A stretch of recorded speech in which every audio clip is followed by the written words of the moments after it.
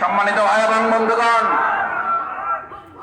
সুতরাং বাংলাদেশ জামাত ইসলামী শুধুমাত্র আমাদের এই ভাইদেরকে দুনিয়ার কথা বলে না। আলহামদুলিল্লাহ, আমাদের এই তরুণ যুবকেরা আল্লাহ সুবহানাহু ওয়া তাআলাকে ভয় করে বলেই 2024 সালের জুলাই আগস্টের গণ অভ্যুত্থানে যারা ঘর থেকে বের হয়েছিল, ছাত্ররা তার বাবার কাছে মায়ের কাছে চিঠি লিখে বলেছিল, আমি বাসায় থেকে বেরিয়ে যাচ্ছি, যদি তোমার সাথে দেখা না হয় তাহলে বাবা মা আমার জন্য দোয়া করো, তোমার সাথে দেখা হবে জান্নাতে। এই জান্নাতে যারা বাবা মার সাথে দেখা করতে চায়, দুনিয়ার কোন গুলি, দুনিয়ার কোন অস্ত্র, দুনিয়ার কোন অবৈধ কালো টাকা দিয়ে এই তরুণ যুবকদেরকে 2024 সালের জুলাই আগস্টে বিভ্রান্ত করা যায় নাই। ইনশাআল্লাহ আগামী ফেব্রুয়ারিতে এই তরুণ যুবকদেরকে বিভ্রান্ত করা যাবে না।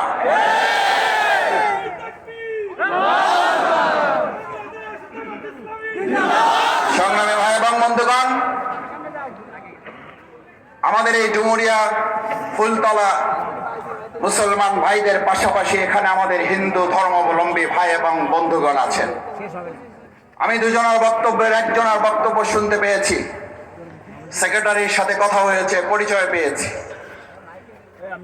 আমি বক্তব্য দেওয়ার আগে এখানকার যিনি সভাপতির দায়িত্বে আছেন এবং তার বক্তব্য যখন বসে শুনছিলাম, আমি পরার ভাইকে বলতেছিলাম, পরার ভাই আমাদের তো বক্তব্য দেওয়ার দরকার নেই, কারণ আমরা যা বলতে চাই তার চেয়ে তো এখানকার হিন্দু কমিউনিটির যিনি সভাপতির বক্তব্য রেখেছেন তিনি তো আমাদের চেয়ে আরো আগাম কথা বলেছেন।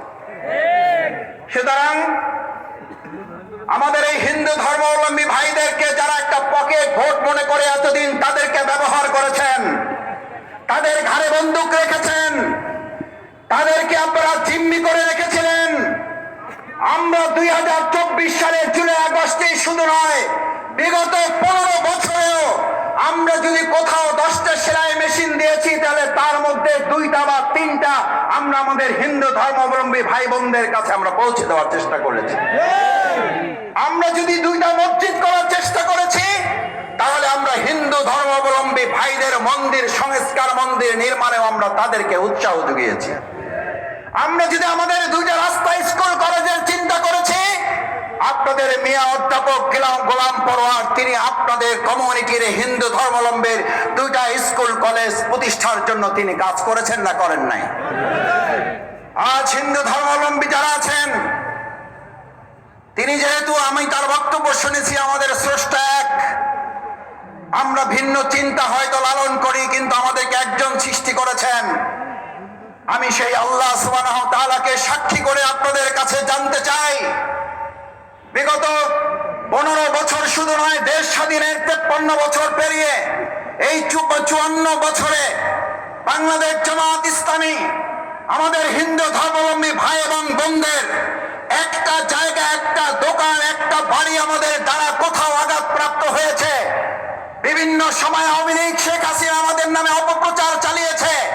জামাত বারবার চ্যালেঞ্জ করেছে, কোন চ্যালেঞ্জে প্রমাণ করা যায় নাই, বরং প্রত্যেকটাতে প্রমাণিত হয়েছে সেই সময় আওয়ামী লীগের দলীয় লোকেরা আমাদের হিন্দু ধর্মাবলম্বী ভাইদের উপরে নির্যাতন, নিপীড়ন চালিয়ে তাদেরকে দখল করে রেখেছিল। বাংলাদেশ জামাত ইসলামী হিন্দু ধর্মাবলম্বী ভাই এবং বোনদেরকে নিয়ে ইসলামী অনুশাসনের সেই রাষ্ট্র নির্মাণ করতে চায়।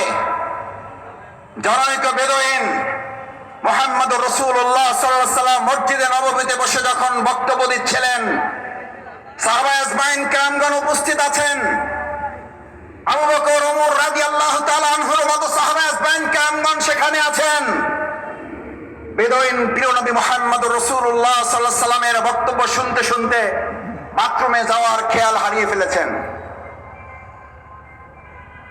এমন বক্তব্যে তিনি মনোনিবেশ করেছেন, তার মসজিদে নববী সম্পর্কে পবিত্রতার ধারণাও তার জন্মগ্রহণ করে নাই, তিনি জন্মায় নাই তার মধ্যে এটা মসজিদের পবিত্রতা কি, ওখানেই তিনি প্রস্তাব করে দিয়েছেন।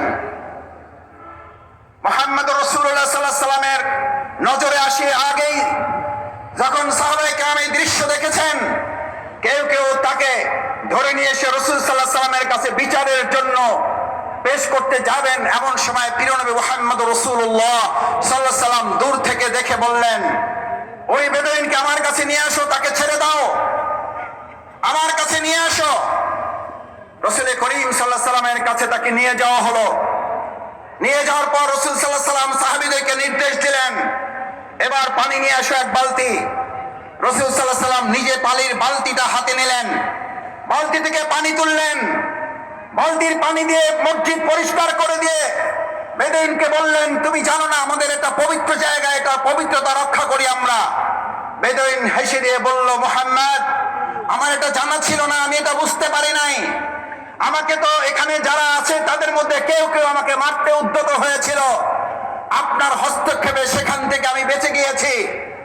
যেই শান্তি, যেই নিরাপত্তা, যেই সম্মান, যেই মর্যাদা মুহাম্মদ আমাকে এখন দিয়েছে, আমি আজকে সেই মুহাম্মদের সামনে আসমান এবং জমিনের মালিক আল্লাহকে সাক্ষী করে কলেমা পড়ে এখন আমি ঈমান আনতে চাই। কলেমা তয়্যিবা লা ইলাহা ইল্লাল্লাহু মুহাম্মাদুর রাসূলুল্লাহ।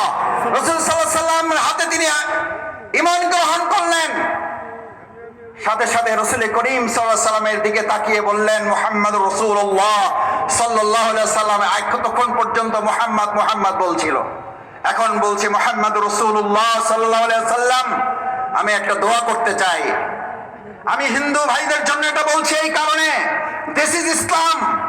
বাংলাদেশ জামাত ইসলামী এই অনুশাসন প্রতিষ্ঠা করতে চায়। রাসূল করিম সাল্লাল্লাহু আলাইহি সাল্লাম বললেন, তুমি আমার জন্য কি দোয়া করতে চাও?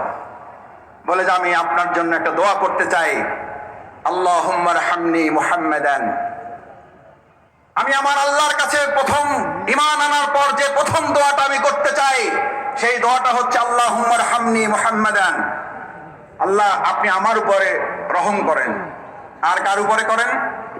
মুহাম্মাদের উপরে করেন। ওয়ালা তারহাম মা'না আহাদান।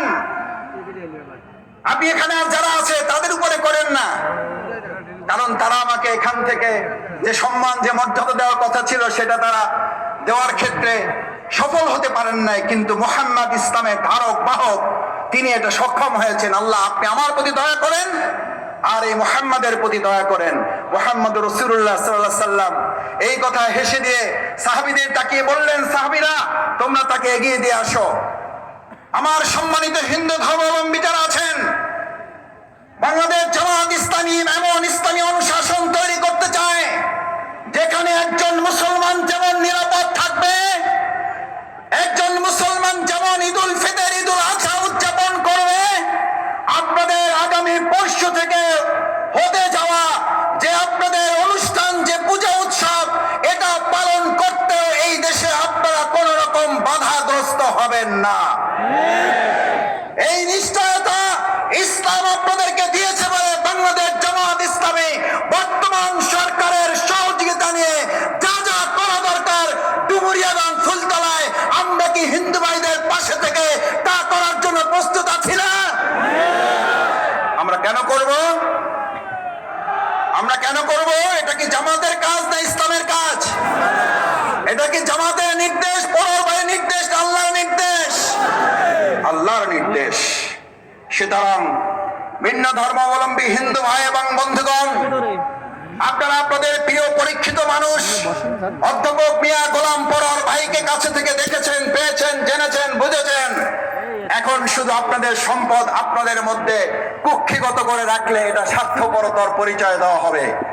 এবার আমরা চাই ডুমুরিয়ায় তিনি শুধু বিজয় হবেন না, তিনি এমন বিজয় এখান থেকে নেবেন, এমন ভাবে বিজয়ী আপনারা করবেন যেন আগামী দিনে সুন্দর উই ওয়ান্ট জাস্টিসের যে বাংলাদেশ বিনির্মাণের জন্য আমাদের তরুণ যুবকেরা সিদ্ধান্ত নিয়েছিলেন, সেই সিদ্ধান্ত বাস্তবায়নে ডাক্তার শফিকুর রহমান মোহতারাম আমির জামাতের সবচেয়ে শক্তিশালী হাত হিসাবে অধ্যাপক মিয়া গোলাম পররকে ডুমুরিয়া ফুলতলা থেকে বিজয় না করে আমরা ছাত্র যুবকরা ঘরে ফিরে যাব না।